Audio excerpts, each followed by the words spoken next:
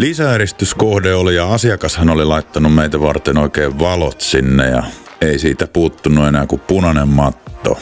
Pari tuulenohjainta naksuteltiin kiinni ihan kaupan päälle siitä, niin on meidänkin sitten helpompi puhaltaa. Kohteenahan tää oli tosi helppokulkunen, että keskellä oli tuo kulkusilta, jota pitkin pystyi vetää tuota letkua ja reunoilla oli kattotuoli rakenteet just sopivan korkuiset siihen, että pystyy villan päällä pomppimaan siellä, ettei vanha villa pääse painumaan. Eristemäärähän tossa oli niinku 30 senttiä se vanha villa ja 20 senttiä laitettiin lisää ja meillä painumavara siihen 20 pinnaa päällä, niin tässähän päästään reilusti päälle 50 sentin sitten.